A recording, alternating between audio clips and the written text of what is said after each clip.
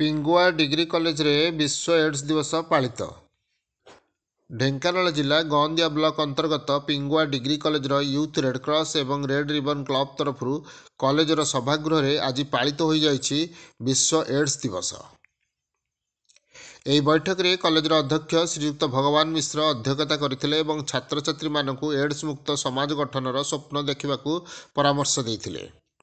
मुख्य वक्ता रूपे कॉलेजर राजनीति विज्ञान विभागर वरिष्ठ अध्यापक श्रीयुक्त रामनारायण राउत एड्सर कारण निराकरण संपर्क में विशद भाव वर्णना करी रोगी को नुहे बरं रोग को घृणा करने उचित बोली दर्शाई। मानविकता दृष्टिकोण सेवा मनोभाव प्रदर्शन करने उचित बोली से प्रकाश करथिले। सम्मानित अतिथि भाव इतिहास विभागर अध्यापिका कुमुदिनी बेहेरा एवं ओडिया विभागर अध्यापिका स्वर्णप्रभा बेहेरा जोगदे छात्र छात्री मानक अनेक परामर्श प्रदान करथिले। यूथ रेडक्रॉस संयोजक अध्यापक दीप्ति रंजन महालिक उक्त सभार संयोजन दायित्व नहीं एवं सारा विश्व को एड्स मुक्त रखापी व्यक्तिगत भाव समस्ते आज दिवस में शपथ नेबा उचित बोली प्रकाश करथिले।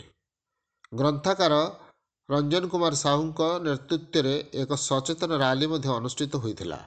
एथिरे यूथ रेडक्रॉस शताधिक छात्र छात्री अंशग्रहण करथिले। ढेंकानालरू सौम्यरंजन महांती रिपोर्ट, नागराज न्यूज।